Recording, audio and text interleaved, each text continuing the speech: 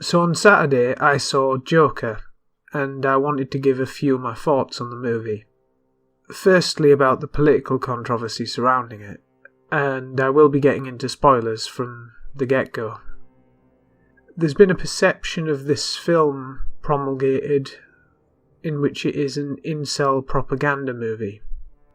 There is only one aspect of the movie which can be interpreted in this way, which is that Arthur Fleck, aka the Joker, or this incarnation of him, interacts with his neighbour in a lift once, and then he stalks her and imagines she responds positively to this, which goes a fair bit beyond incel territory given they're usually self-aware about the fact that women don't like them almost by definition, but she gets into a relationship with him, or more like appears in scenes by his side.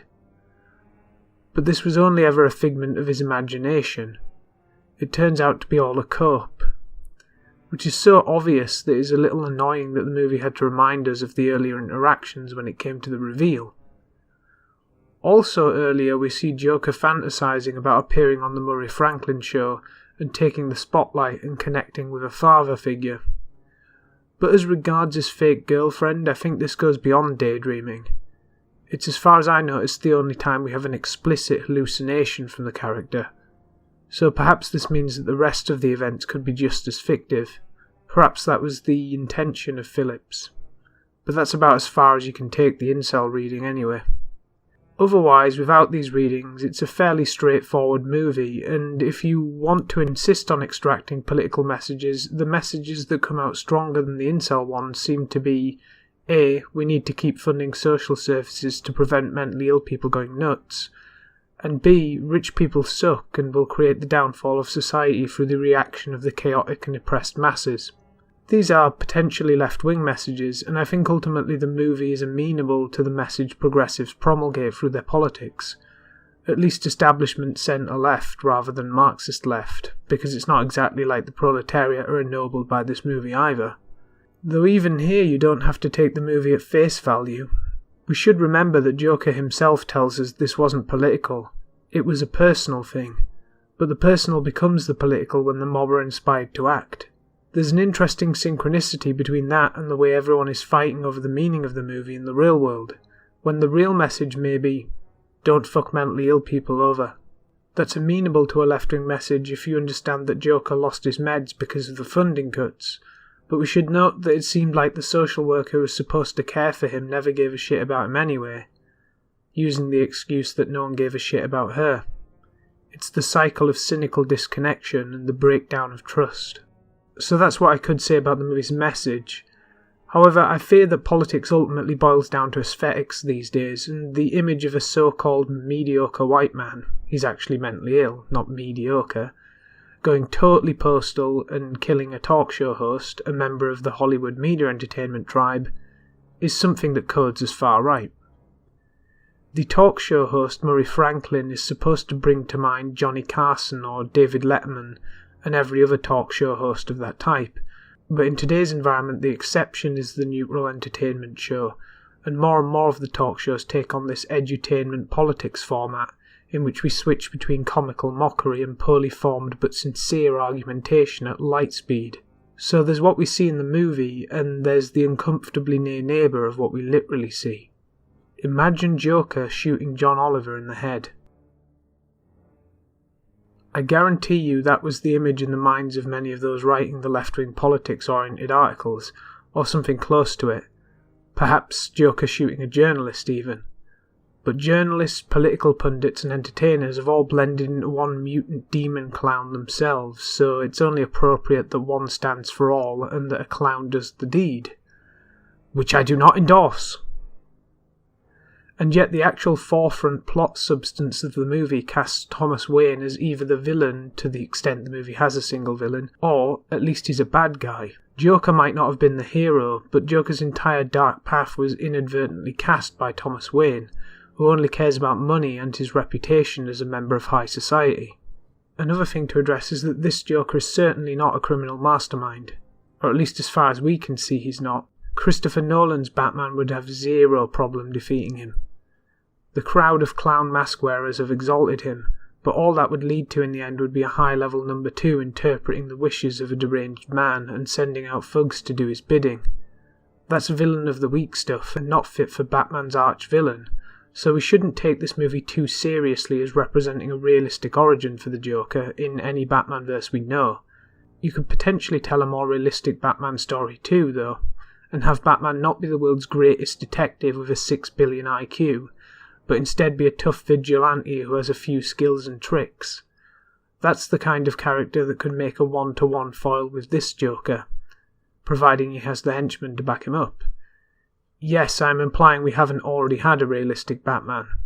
No, Christopher Nolan's Batman was not realistic. Grounded, yes. Realistic, no. However, it would sort of defeat the point of this standalone character study, which ultimately feels like a different script was altered to act as a Joker movie. I really hope they don't do a follow-up and try to warp this character to fit into a mould he doesn't fit. When they do the next Batman, I'm sure that will be its own universe yet again. One interesting takeaway is that this origin story is just one of many, as the Joker is known to prefer a multiple-choice origin as indicated in the Dark Knight incarnation. We can imagine the real Joker spinning this bullshit yarn before bursting into uproarious laughter. So is the movie actually good? Yes, in my view. Joaquin Phoenix gave an extremely intense and tortured performance, and the escalation of that performance is what makes the movie what it is. You feel his misery and loneliness, but also the danger of the character, and his physical performance emphasises that.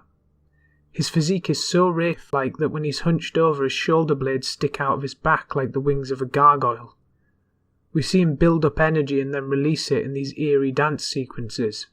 And at the end of the movie, when he's finally let all restraints go, you feel that moment of catharsis as he dances down the steps on his way to the Murray Franklin show. And for a moment, even though he's a bad guy, you're right with him. And then when he finally makes his appearance on the show, you feel the tension and you feel the horror of the finale. The non-partisan component of the controversy is that we're invited to sympathise with this character at the same time as detesting him, because he's been crushed down and abandoned by society, and there's not a single truly good and also notable character in the whole movie, save perhaps for a dwarf who is spared by Arthur, who in any case is only really neutral since being similarly on the bottom of the pile he never trod on him. The rich are awful, the poor are awful to each other, fathers abuse children, and mothers lie about it, and in the middle of that you have a mentally ill man who's had enough. That's controversial because it do be like that sometimes. We live in a society.